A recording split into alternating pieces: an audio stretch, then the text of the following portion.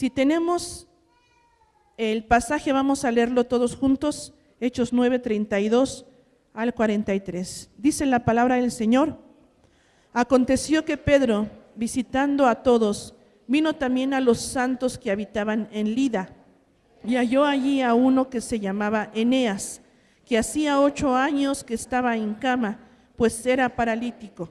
Y le dijo Pedro: Eneas, Jesucristo te sana, levántate y haz tu cama.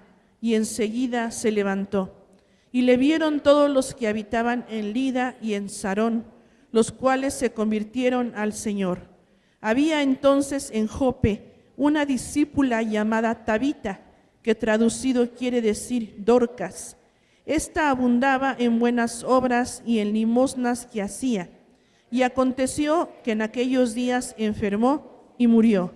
Después de lavada, la pusieron en una sala. Y como Lida estaba cerca de Jope, los discípulos, oyendo que Pedro estaba allí, le enviaron 2 hombres a rogarle: no tardes en venir a nosotros. Levantándose entonces Pedro, fue con ellos, y cuando llegó, le llevaron a la sala, donde le rodearon todas las viudas, llorando y mostrando las túnicas y los vestidos que Dorcas hacía cuando estaba con ellas. Entonces, sacando a todos, Pedro se puso de rodillas y oró, y volviéndose al cuerpo, dijo: Tabita, levántate. Y ella abrió los ojos, y al ver a Pedro se incorporó. Y él, dándole la mano, la levantó. Entonces, llamando a los santos y a las viudas, la presentó viva. Esto fue notorio en toda Jope, y muchos creyeron en el Señor. Y aconteció que se quedó muchos días en Jope, en casa de un cierto Simón curtidor. Señor, en esta hora, háblanos a través de tu palabra, que tu Espíritu, Señor, nos enseñe estas verdades, las ponga en nuestro corazón y las podamos obedecer en el nombre de Jesús. Amén. Ocupen sus lugares, hermanos. Muchas gracias.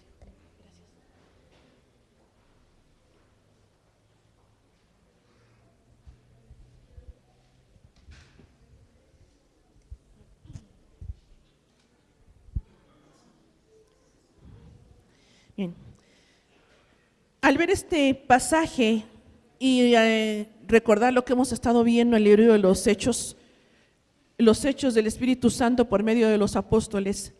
Y si ustedes recuerdan, el apóstol Pedro en las últimas semanas que se ha predicado ya no había aparecido. El que estaba apareciendo en escena era Saulo de Tarso.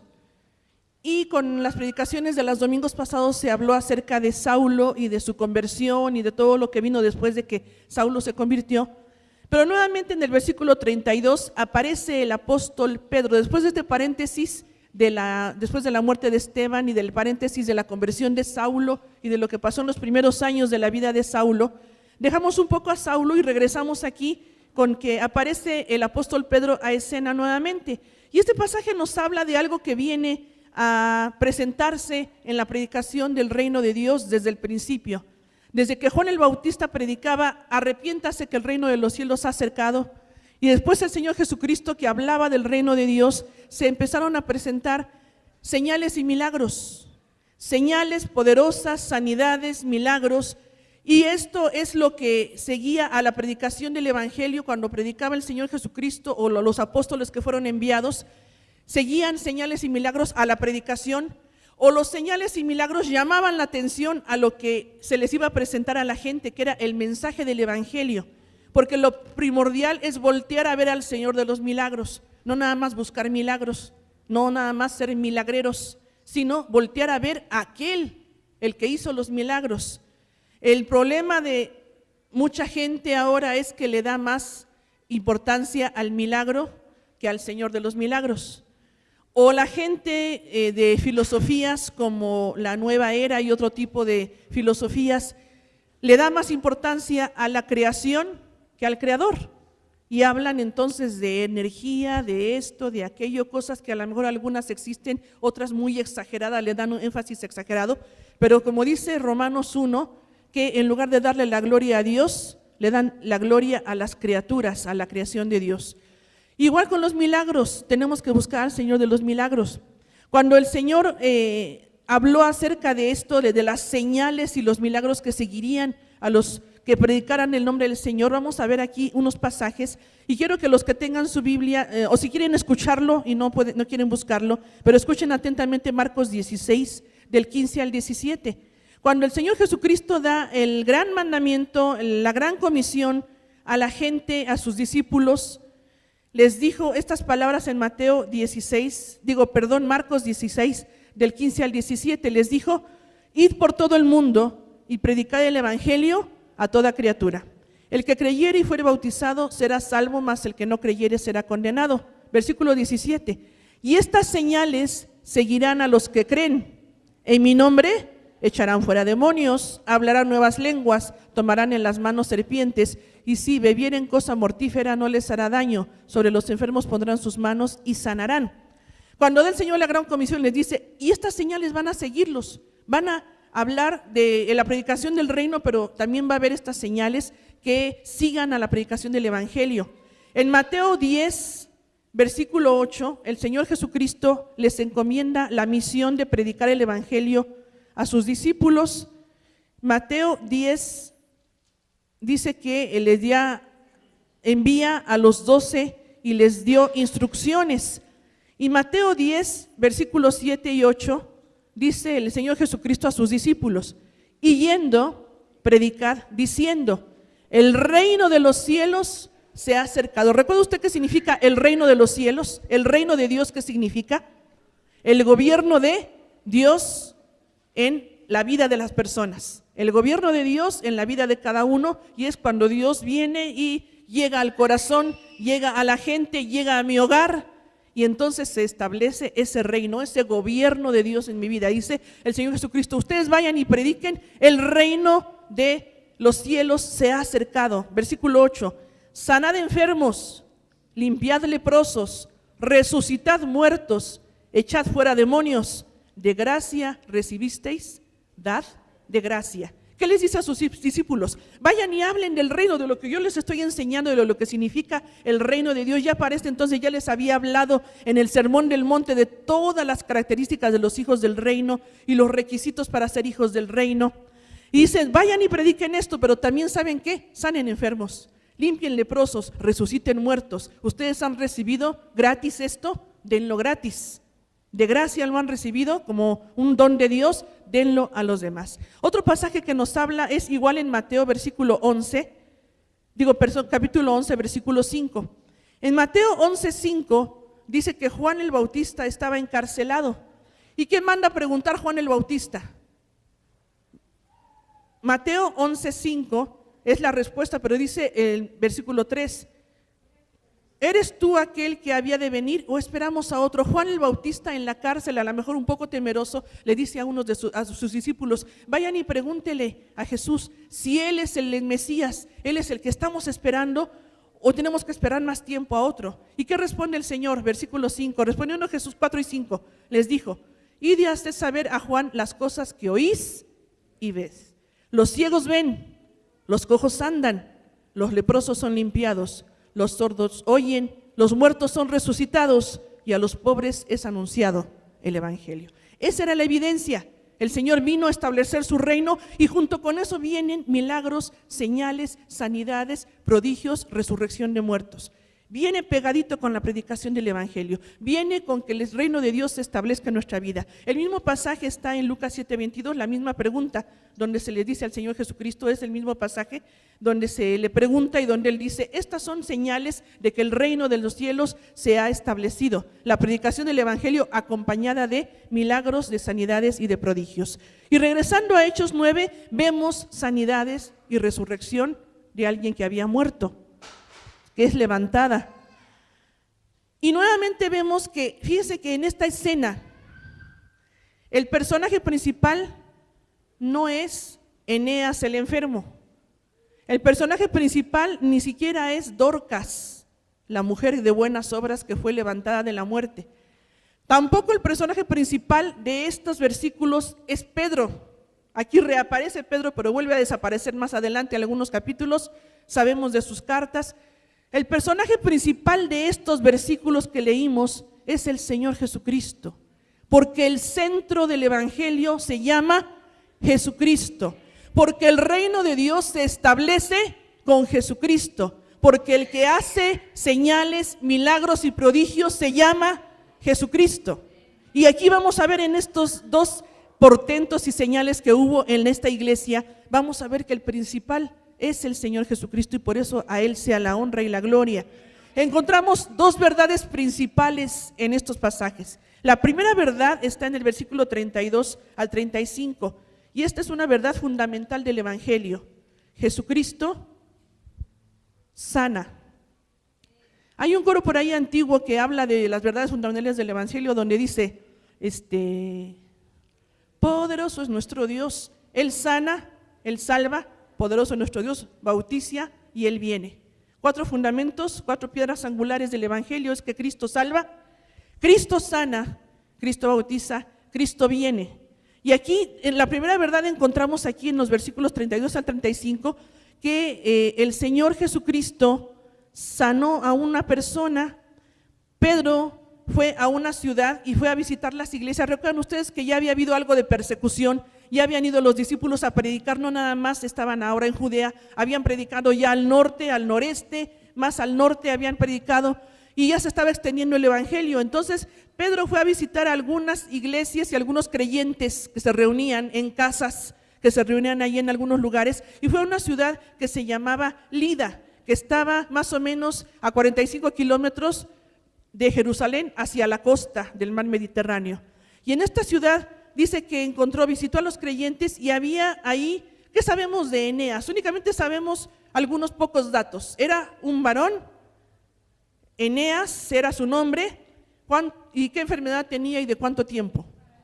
Paralítico, 8 años, es lo que nos dice la palabra. Un paralítico de hace 8 años que se llamaba Eneas. Pedro lo vio y le dijo, Eneas, le dijo que por el poder que me da el Señor te levanto, porque yo tengo el don de sanidad, ahí te va, púmbale. No, dijo, Jesucristo te sana, Jesucristo te sana. La verdad importante que encontramos aquí es que Jesucristo sana, Jesucristo sana. Y dice ahí que le dijo, levántate, y como le decimos a los hijos en la mañana, haz tu cama. No sabemos si Eneas hizo su cama, porque aquí ya no dice si hizo su cama, pero sí dice que se levantó. Dice ahí la palabra del Señor, y enseguida él se levantó. Y esto que vemos aquí, inmediatamente que el Señor actuó, nos enseña y nos recuerda que tenemos que seguir pidiendo cuando tengamos alguna necesidad, nuestra sanidad y la sanidad de otros. A veces hay desesperanza y decimos, tanto he rogado al Señor, no me sana. Tanto le he pedido y no sana a nuestros hermanos de la iglesia que están sufriendo.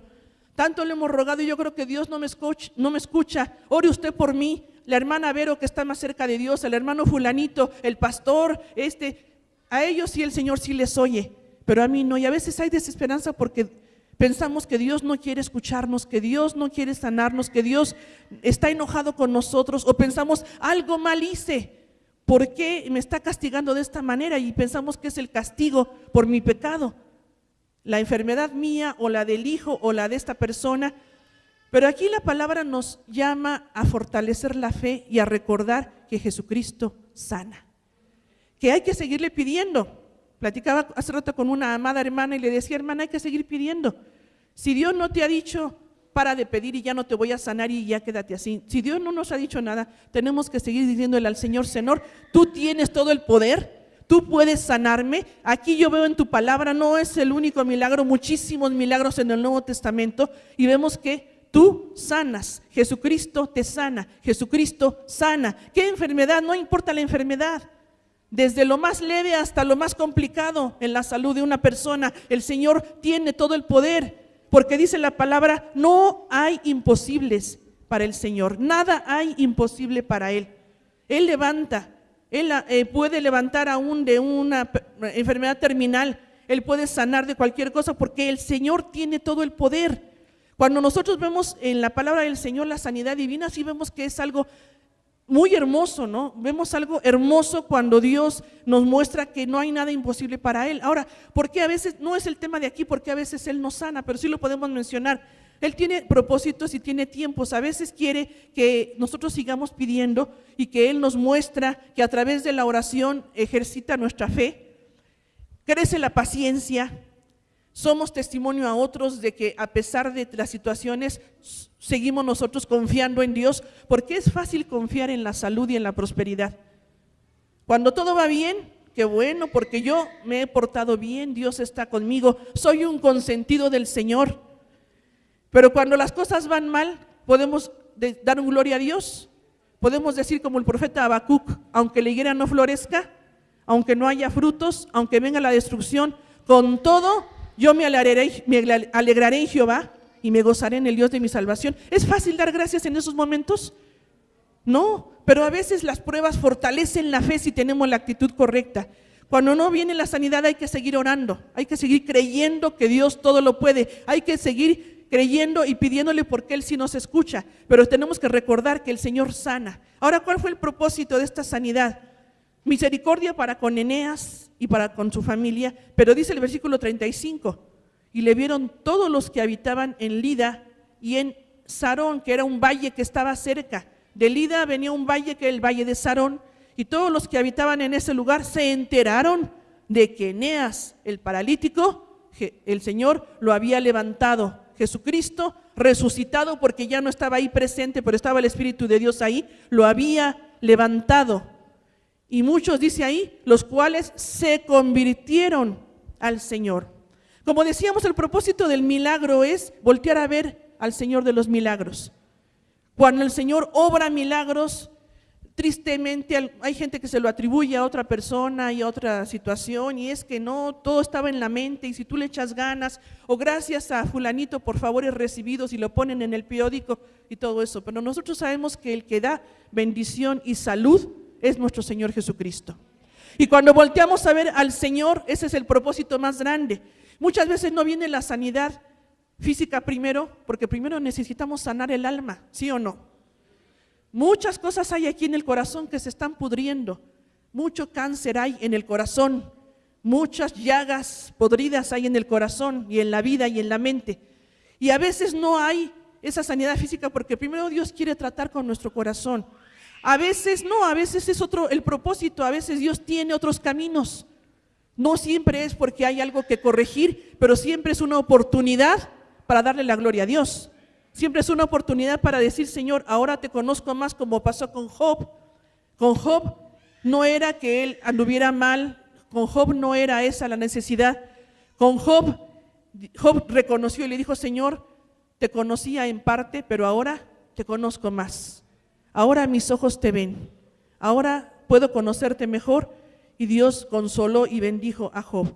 Entonces, este primer punto que Jesucristo sana nos recuerda que no importa la enfermedad ni el tiempo que haya pasado de estar enfermos, Jesucristo sana. Tenemos que creer en Él, y a través de esos milagros de sanidad el Señor va a hacer que mucha gente voltee a ver a Cristo, y que si Él quiere levantar, como ya ha pasado aquí, que Dios nos ha levantado de alguna necesidad, ese es para decirle: Dios me levantó, el que me sanó fue Dios, el que hizo este milagro en mí fue el Señor. ¿Cuántos en este año han recibido milagros de sanidad? Levante la mano. Un buen número. ¿Cuántos a lo mejor no se han dado cuenta, pero sí lo han recibido? ¿Cuántos tienen salud, no se han enfermado fuertemente este año? Gracias a Dios. Hace 2 años mi esposo y yo, ustedes supieron que estuvimos muy enfermos y se nos juntó la enfermedad terriblemente, hasta faltamos aquí algunos domingos, hasta dejé de tocar y cantar y fue tremendo. Pero ¿sabe qué? Eso fue hace 2 años, y aunque aquí quedan unas secuelas de lo que hubo, estoy aquí y Dios sana. Este año no nos hemos enfermado, gracias a Dios. Eso es una bendición, un milagro de Dios. ¿Cuántos milagros hemos recibido de esos? Es para que digamos: gloria a ti, Señor, y cuando yo testifique de lo que tú has hecho por mí, para que la gente voltee a verte a ti, Señor Jesús, porque tú sanas y porque la gente puede venir. Y si hay alguien enfermo, vaya usted y ore con fe, no dude, ore con fe, y Dios puede usarlo a usted para que él sea levantado. ¿Hay algún vecino, hay algún familiar, hay algún necesitado cerca de usted? No tenga temor, usted ore. Y si no sana, no, usted déjeselo a Dios, porque a veces decimos: oro y le digo que Jesús sana, y si oro y no sana, usted ore con fe creyendo y déjele a Dios la decisión, al Señor Jesucristo, si va a sanar ahorita o más adelante y que Él haga, pero nosotros tenemos que creer que para el Señor no hay nada imposible. Porque la segunda verdad se encuentra en los siguientes versículos. La segunda verdad importante del Evangelio del Reino es que Jesucristo es la resurrección y la vida. Qué hermosa verdad que trae esperanza a nuestro corazón. Dice el versículo 36 al 43, nos recuerda esta verdad: Jesucristo es la resurrección y la vida. Cerca de esta ciudad donde estuvo Pedro, que era Lida, había otra ciudad más al norte que era Jope. Jope, todavía existe esa ciudad, pero se llama de otra manera, se llama Jaffa. Está cerca de Tel Aviv, capital de Israel. Y en esta ciudad había una discípula. Es la única vez en el Nuevo Testamento que se menciona en este género, que se menciona en el género femenino, la palabra discípulo. Y se habla de esta mujer como una discípula. Se llamaba, ¿qué dos nombres tenía? Le doy 1,000 pesos a quien me diga qué significa Dorcas y Tabita. Ah, ¿verdad? Los agarré en curva. No. Tabita es en arameo y Dorcas es en griego y significa gacela. Tiene un significado bonito, gacela. ¿Y qué sabemos de Dorcas o de Tabita? Que era una discípula, que era una alumna de Jesucristo, que era una seguidora. Cuando viene el Señor Jesucristo, ayer veíamos con las damas hermosamente una conclusión de un libro que estudiamos las damas en este año, que se llama Mujer, ¿qué piensa Dios de ti? Y cuando este libro nos hablaba de todos los encuentros, vimos 11 mujeres de los evangelios que se encontraron con el Señor Jesús, y vimos que muchas de ellas fueron sus discípulas, sus alumnas. Se sentaron a escuchar del Señor, no importando las barreras culturales, no importando el estado civil, no importando la edad. El Señor Jesucristo también rompió barreras y tuvo alumnas mujeres. Y cuando la iglesia del Nuevo Testamento en el libro de los Hechos empieza a crecer, desde antes de que descendiera el Espíritu Santo, los que estaban orando en el aposento alto, los 120, había mujeres. Ahí estaba la madre del Señor Jesucristo, ahí estaba María, ahí estaba seguramente María Magdalena y otras mujeres, y ellas fueron discípulas, seguidoras, alumnas y servidoras de Jesucristo, porque Cristo murió igual para hombres y mujeres, amén. Porque todos tenemos la imagen y semejanza del Señor distorsionada por el pecado, pero Cristo ahora es la nueva imagen en nosotros, la vida nueva, pero igual hombres y mujeres. Y entonces Dorcas era una discípula, una alumna, una seguidora, y tan buena alumna era. ¿Qué dice la Biblia aquí de Dorcas, de Tabita? ¿Cómo era? ¿Hermanita de calientabancas? No. ¿Quién era Dorcas? Movidita, despabilada, como decía mi abuelita: despabilate, mijita, despabilada para las cosas de Dios, movida para las cosas del Señor. Dice ahí que Dorcas era una discípula, abundaba, no nada más servía una vez al año, no nada más en Semana Santa se presentaba, abundaba en buenas obras y en limosnas que hacía. También era gente que era generosa. ¿Qué pasó con Dorcas? Enfermó y murió. No nos dice de qué enfermedad, pero dice que enfermó y que murió. Qué tristeza perder gente tan valiosa. Aquí hemos tenido gente que ya está, que era parte de nuestra iglesia y que ya partió con el Señor. ¿Se extraña? Una Esperancita Díaz, un Memo Ramírez, que no nos cuidaba mucho las puertas y no dejaba a nuestros hijos salirse, y todos los detalles que el hermano tenía, y muchos otros hermanos, una hermana Betty Sandoval, que abundaba en buenas obras. Ustedes recuerdan los tejidos de la hermana Betty, las cositas que traía, todo eso. Qué tristeza perder en la iglesia gente como Dorcas. Pero los discípulos de ahí escucharon que Pedro estaba cerca y lo mandaron traer y dijeron: ahí anda el apóstol Pedro, el que anduvo con Jesús, sí, aquel que ora por los enfermos, aquel que nos está enseñando. Ya habían pasado algunos años de que Jesucristo había muerto y resucitado, y lo mandan traer al apóstol Pedro. Dice el versículo 38, 37 que murió Dorcas, la lavaron y la pusieron en una sala, y como Lida estaba cerca de Jope, los discípulos, oyendo que Pedro estaban ahí, le enviaron 2 hombres a rogarle: no tardes en venir a nosotros, ven por favor. Y el versículo 39 dice que Pedro se levantó, fue con ellos, y cuando llegó, le llevaron a la sala donde le rodearon todas las viudas, llorando y mostrando las túnicas y los vestidos que Dorcas hacía cuando estaba con ellas. Ahí se dice algo más de la hermana Dorcas. ¿Qué tipo de obras hacía? Seguramente hacía muchas buenas obras, pero sobre todo la costura. ¿Qué hacía ella? Vestidos y túnicas. Y dice ahí alguien que la extrañaba mucho, un grupo de la iglesia que le extrañaba, eran las viudas. Porque usted si recuerda, en el Nuevo Testamento, en el tiempo que vivieron los apóstoles, una viuda era alguien totalmente desamparado. No tenía ya el esposo. Si había en una casa faltaba un varón, las mujeres se podían morir de hambre, porque en aquel entonces la mujer no podía trabajar, no podía pedir en el DIF, no había DIF, no podía pedir despensas. La iglesia entonces ayudaba a las viudas, ayudaba a los necesitados, y la extrañaban. Dice que las viudas vinieron con Pedro y lloraban y le decían: mire lo que hacía Dorcas. Dorcas dejó una huella aquí en la iglesia, era alguien muy activo. Y entonces dice el Señor, versículo 40, dice: entonces sacando a todos, Pedro se puso de rodillas y oró.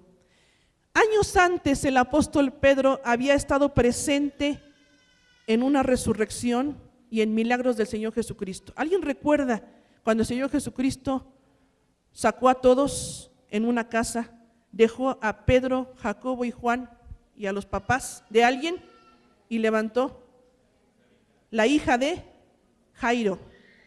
La hija de Jairo, el principal de la sinagoga, en los evangelios, dice que cuando esta hija le mandaron llamar y después ya la niña había muerto, le dijeron: ya no molesten al maestro, la niña murió.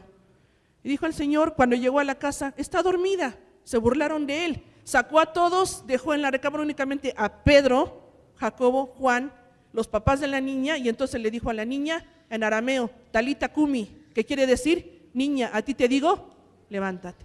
Pedro estuvo presente esa ocasión. Años después le tocó la misma escena, ahora con Dorcas.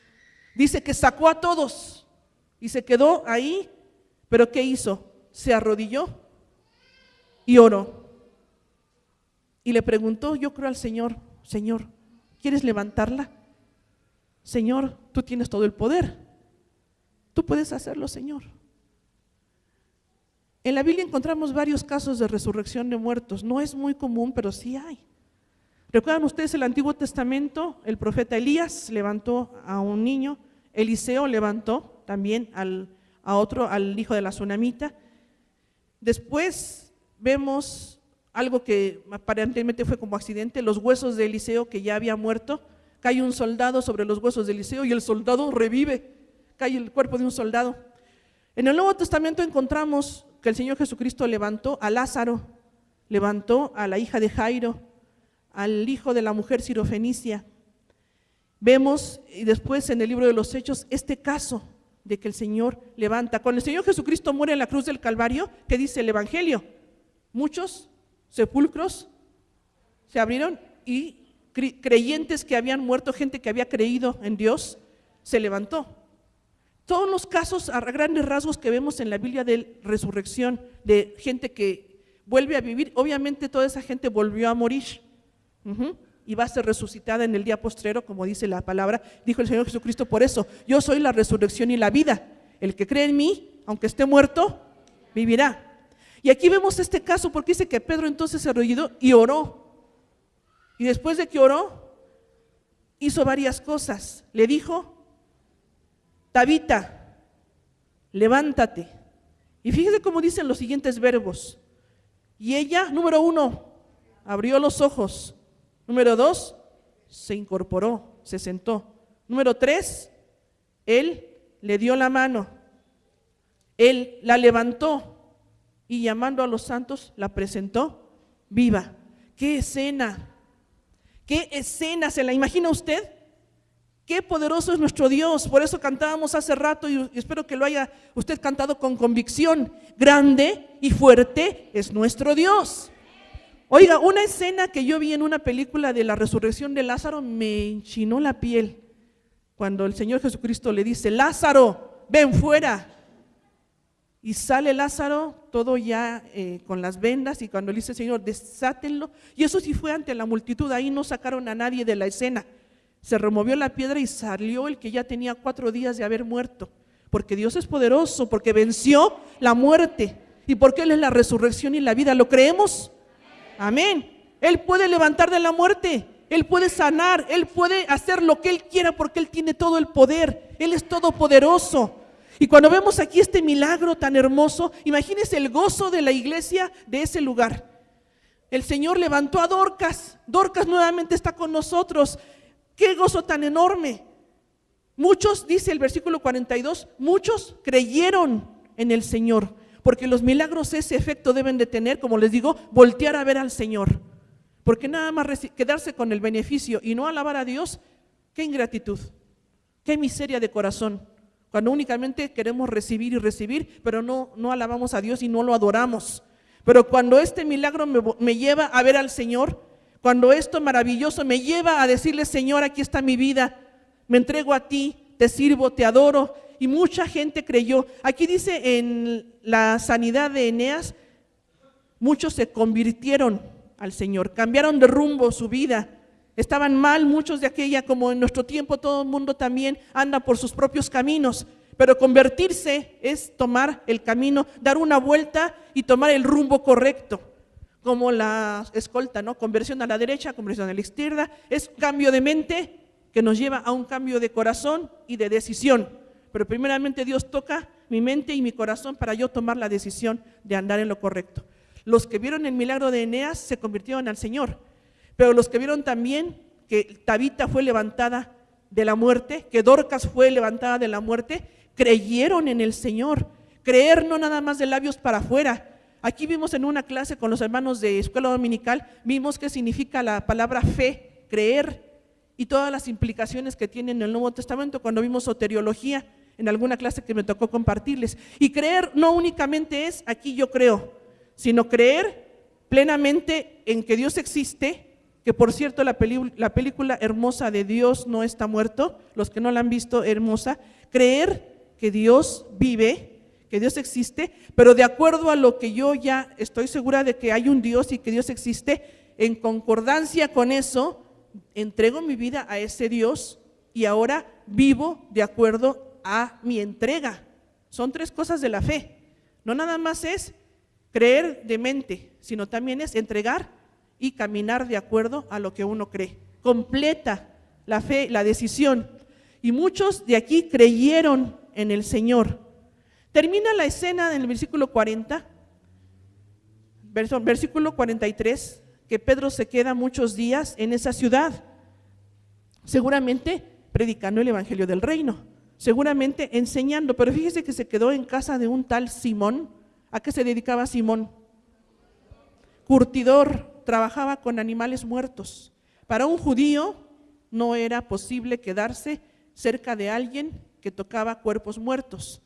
Pero aquí Pedro estaba ya abriendo su mente y su corazón para lo que viene en el capítulo 10, que lo van a predicar la semana próxima. Porque el evangelio del reino y la sanidad y los milagros no era exclusivo de los judíos.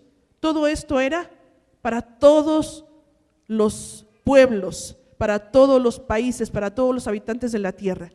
Pero ¿qué aprendemos de esta segunda verdad? Jesucristo es la resurrección y la vida.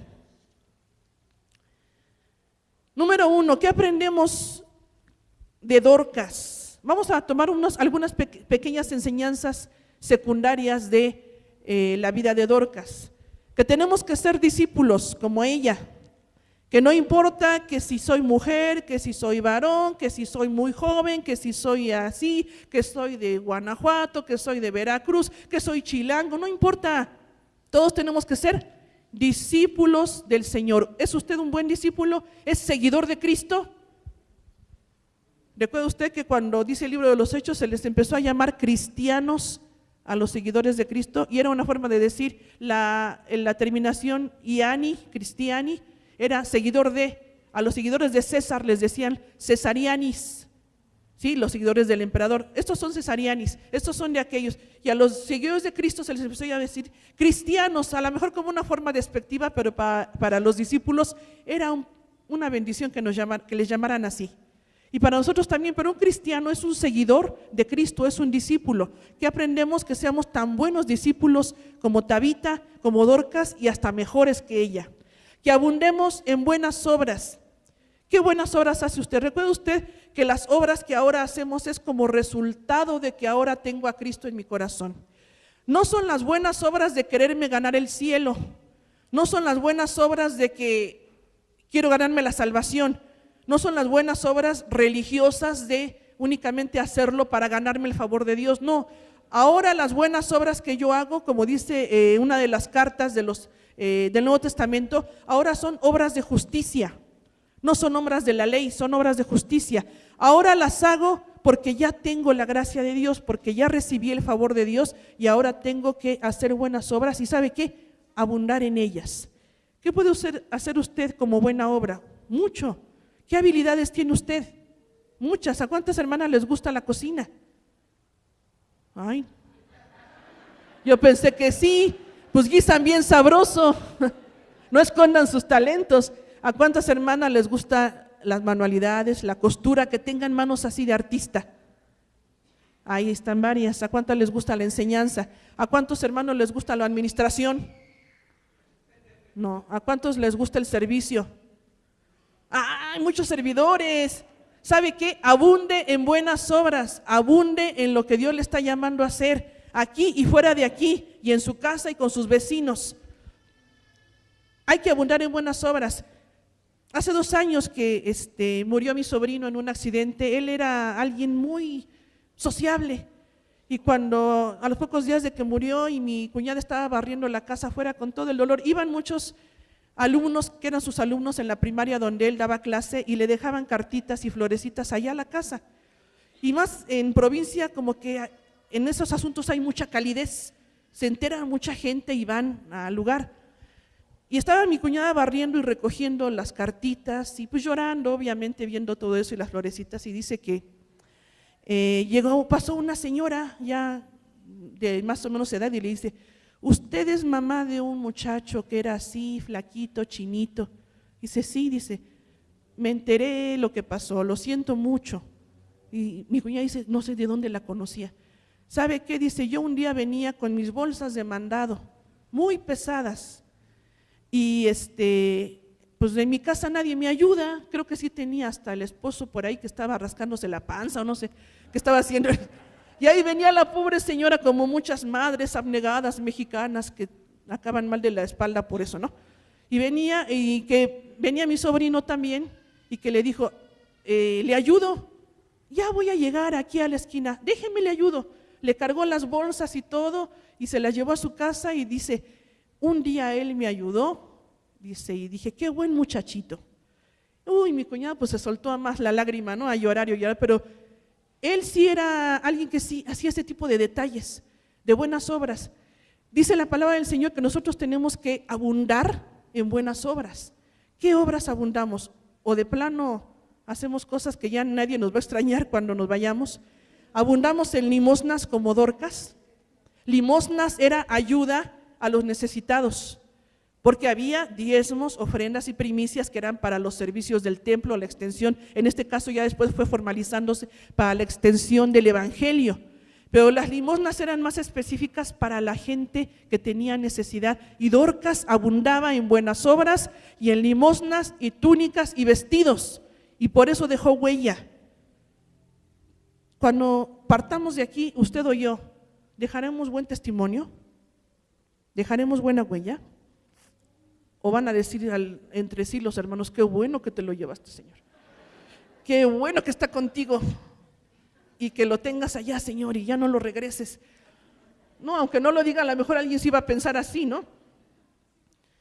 ¿O estamos dejando buen testimonio, buenas obras y abundamos en cosas buenas para con nuestros hermanos y para con la gente, los vecinos, la familia, los cercanos y los lejanos, en el trabajo también? Que dejemos huella, que seamos gente, que seamos verdaderamente la luz en las tinieblas, la sal en este mundo que se está corrompiendo.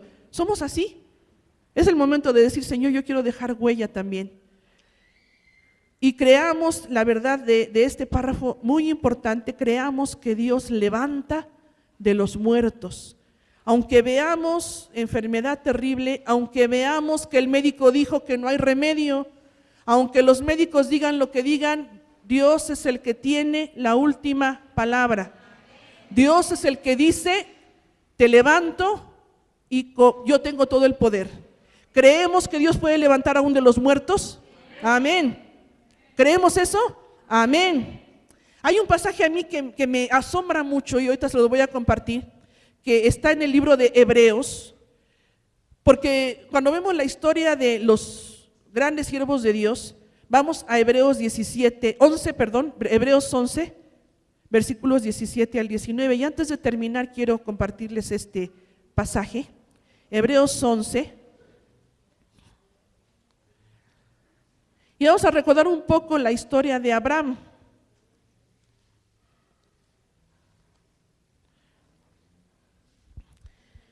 Hebreos 11 es el capítulo de la fe. ¿Cuántas veces se menciona la palabra fe? Muchísimas ahí. Y dice, por la fe fulano, por la fe sultano, por la fe Abel, por la fe Enoc fue traspuesto, por la fe Noé, por la fe Abraham. Sara dio a luz por la fe, creyendo en lo que Dios le había dicho. Pero por la fe, entonces recibieron el hijo de la promesa que se llamaba Isaac. Pero llega un momento en la historia de Abraham, en el Génesis capítulo 22, en que Dios le dice a Abraham, ofréceme, vete a ofrecer sacrificio y ofréceme a tu único hijo. Pero era el hijo de la promesa, pero habían esperado 20 años para que naciera ese hijo. Pero dice aquí algo hermoso el escritor de Hebreos, donde nos da a conocer qué pensaba Abraham en esos momentos, qué sentía Abraham.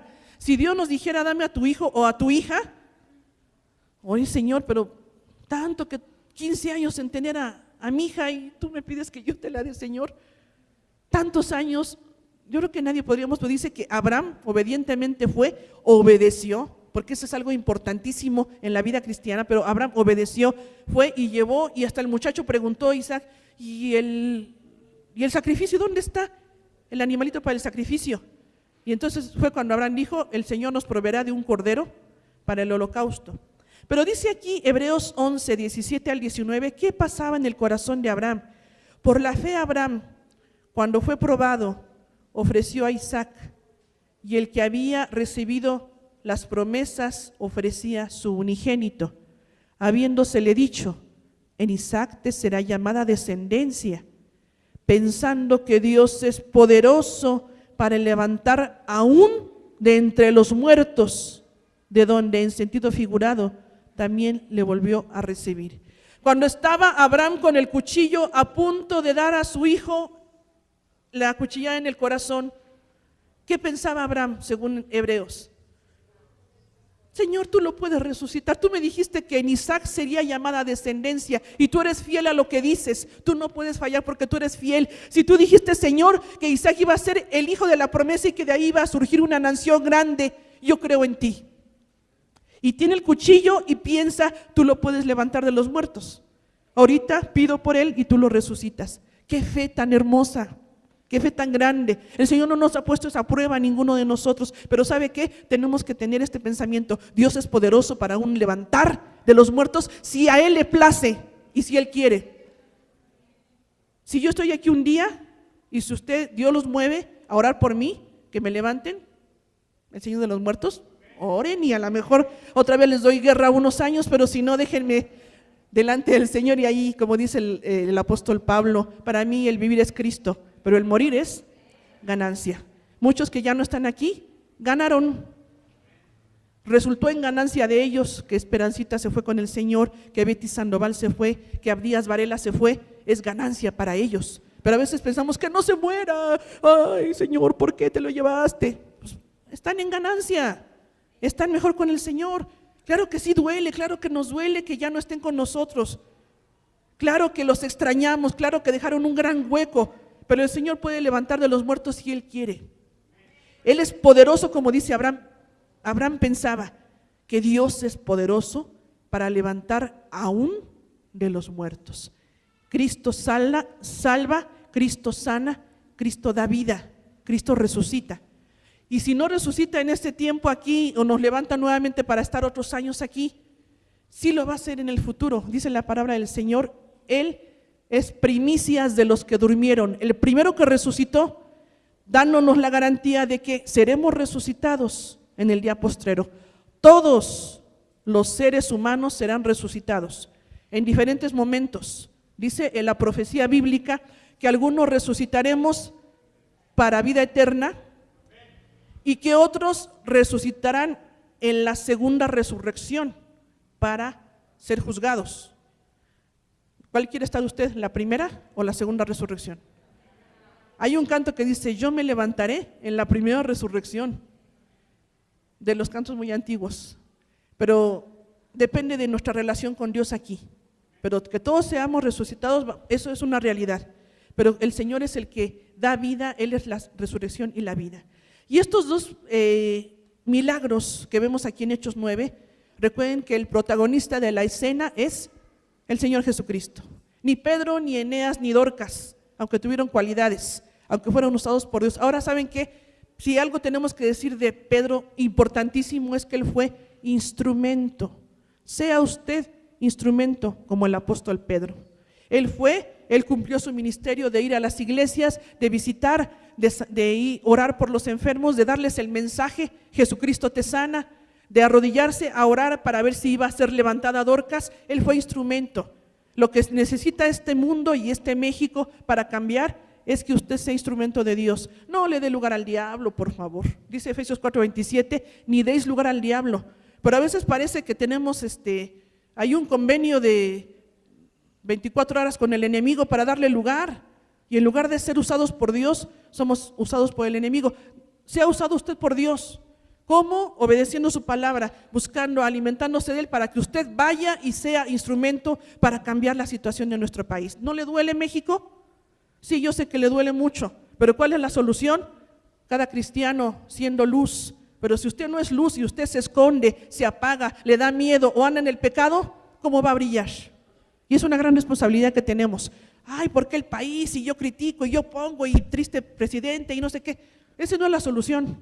Ore, como dice la palabra del Señor, haga rogativas, oraciones y peticiones por todos los gobernantes, por los que están en ese puesto tan difícil, ore y ruegue. Y la siguiente solución, aparte de interceder por ellos, ser luz yo. ¿Quién tiene que ser luz? Usted, hermana Lirio, sí, por eso dije yo. ¿Pero quién más? Yo. Diga su nombre. Nada más oí aquí a los de este lado. Diga su nombre. Lirio tiene que ser luz, yo tengo que ser luz. ¿Quién más quiere ser luz? ¿Quién más quiere ser un ejército que alumbre? ¿Quién quiere ponerse de pie y decir, Señor, aquí estoy? Póngase de pie. Ore al Señor y sea instrumento para llevar sanidad, vida y el mensaje de libertad a todos los que necesitan. Quien quiera pasar a orar conmigo, pase y diga, yo quiero ser del ejército de Dios. Yo quiero ser luz que alumbre en las tinieblas. Yo creo en ti, Señor. Yo sé que tú salvas, yo sé que tú sanas. No hay nada imposible para ti. Si hay alguien que quiera ser sanado, venga. Y si hay alguien que quiere orar por el enfermo, venga. ¿Usted cree que Dios sana? Pase a orar por la hermana Socorro, necesita sanidad. ¿Usted cree que Dios sana? Vengan a orar porque el bebé Abraham está internado, tiene una semana internado muy delicado. ¿Usted cree que Dios sana? Ponga sus manos sobre la hermana Ruth, porque la hermana Ruth también necesita sanidad. ¿Quién más necesita sanidad? Levante su mano si alguien quiere que oremos por sanidad. Hermanas Remedios, si usted cree que Dios sana, vamos a orar. Anita representa a Abrancito. Si usted cree que Dios puede levantar a Abrancito, ore con Anita por su hermanito, por la hermana Remedios, por la hermana Hilaria. Dios sana, Dios da vida y aún de los muertos puede levantar. Si usted todavía dice, Señor, sí creo, pero como que me da miedo, levante sus manos y diga, Señor, ayúdame a creer. Vamos a orar por Nelly. Dios sana porque Dios tiene poder. Levante sus manos y ore junto con nosotros y diga, Señor, en esta hora, Padre, tú eres bueno, Señor Jesús. Creemos, Señor, en ti. Creemos en tu poder, Señor. Creemos en esta palabra que es verdadera, Señor. Creemos que todo lo que aquí, Señor, tú nos muestras, bendito Dios, es, Señor, una realidad. Y sabemos, Señor, que tú eres el mismo ayer, hoy y por los siglos. Señor, sabemos que tú sanas, sabemos que tú levantas, Señor. Sabemos, bendito Dios, que tú tienes todo el poder. No hay nada imposible para ti, Señor Jesús. No hay nada que no puedas hacer, por eso rogamos con fe en nuestro corazón, creyendo que tú puedes, Señor, sanar cualquier enfermedad. Te rogamos por Abrancito, Señor. Te pedimos que pongas tu mano sanadora sobre este bebé, bendito Dios. Así como tú tocaste, Señor Jesucristo, físicamente a los enfermos, y así como en tu nombre fueron levantados estas personas, Señor, con estas necesidades. Tú puedes tocar ahí en el hospital a Abrancito, Señor. Tú puedes tocar y dar fortaleza a Mari y a Mario que están allá con el bebé, Señor. Haz misericordia y toca a este bebé, Señor. Pon tu mano sobre mi hermana Socorro, bendito Padre. Creemos, Señor, que tú la puedes levantar. Señor, creemos que tú eres poderoso, Señor, para levantarla y sanarla. Bendice a mi hermana Ruth, Señor. Levántala con tu poder y con tu gracia, Señor. Tú, Señor, tienes todo el poder para quitar, Señor, toda célula que está mal en su organismo y darle, Señor, vida nueva, bendito Padre. Igual mi hermana Remedios, Padre Santo, pon tu mano sobre ella. Todo su ser está delante de ti, Señor. Sánala y levántala, Padre mío. Te rogamos, Señor, que pongas tus manos sobre aquellos que tenemos alguna dolencia, porque tú eres poderoso para sanar dolencias, para levantar, Señor, para dar vida, bendito Dios. Te rogamos, Señor Jesús, que pongas tu mano sobre Nelly, bendito Dios, que sane, Señor, y fortalezca su cuerpo. Y por todos los que tenemos alguna necesidad, Señor, tú sabes que aquí están, Señor, varios de nuestros hermanos pidiendo, Padre mío, por alguna necesidad apremiante en sus vidas o en su familia o en alguna persona que conozcan, Señor. Te rogamos por la hermana Rosita Preciado, bendito Dios, que hagas misericordia y la tomes y la levantes para tu honra y tu gloria. Te rogamos por la hermana Evangelina, Señor, por la hermana Esperancita Quiroz, bendito Dios, que a pesar, Señor, de años, Señor, que ellas tienen y de enfermedad, Señor, tú te manifiestes con gracia y con poder y misericordia en ellas, Señor. Gracias porque tú sanas, gracias porque tú das vida, Señor. Gracias porque tú eres poderoso, grande y maravilloso. Creemos en ti, confiamos en ti, Señor, y sabemos, bendito Dios, que tú te manifiestas, Señor, que estas señales y estos milagros, bendito Dios, es para darte a ti la honra y la gloria, Señor Jesús. Gracias, Padre, porque la predicación de tu evangelio, Señor, también, Señor, trae sanidad, trae libertad, trae salud, trae vida, Señor, trae gozo, trae alegría. Si hay alguien que está, Señor, con un corazón enfermo, con un espíritu afligido, Señor, dales paz, Señor, dales misericordia, bendito Dios, dales gozo, dales alegría, bendito Padre Celestial. Te rogamos, Señor, tu poder, Señor, sobre cada uno de nuestros hermanos. Y te damos gracias porque tú eres bueno, Señor. Levanta y manifiéstate, Señor. Que sigamos viendo señales, milagros y prodigios como vemos aquí en tu palabra. Como vemos, Señor, que tu evangelio fue predicado y que tú seguiste, Señor, obrando, Señor, misericordia y gracia con mucha gente. Que así, Señor, sigamos viendo en la predicación de tu palabra, Señor, en todo el mundo, bendito Padre. Que tú sigas llamando a muchos, Señor, al arrepentimiento y sigas obrando señales y haciendo misericordia con los enfermos, con los necesitados, Señor. Que aprendamos el ejemplo de Pedro, Señor, en siendo instrumento en tus manos y llevando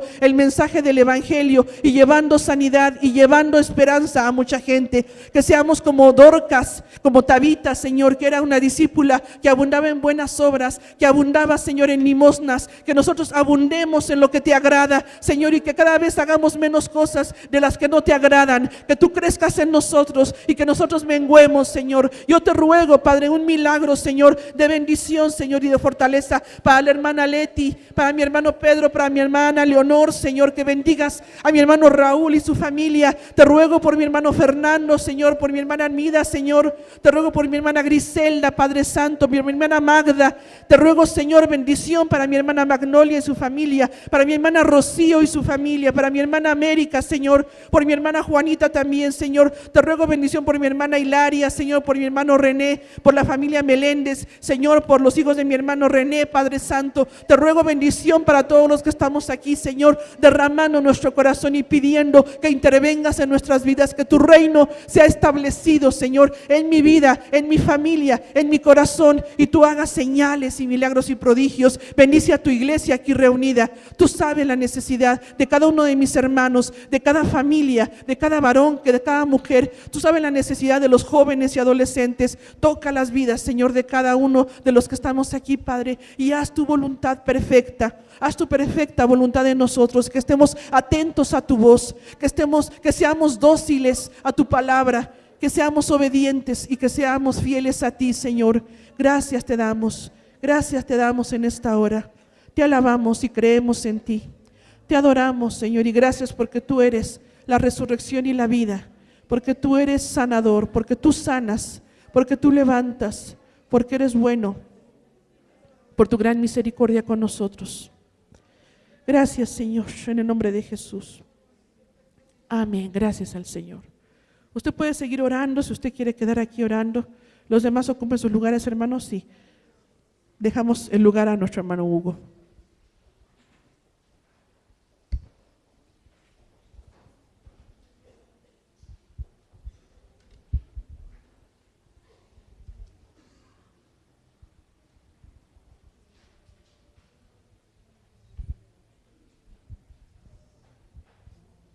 Gloria a Dios. Dios les bendiga, hermanos. Vamos a orar por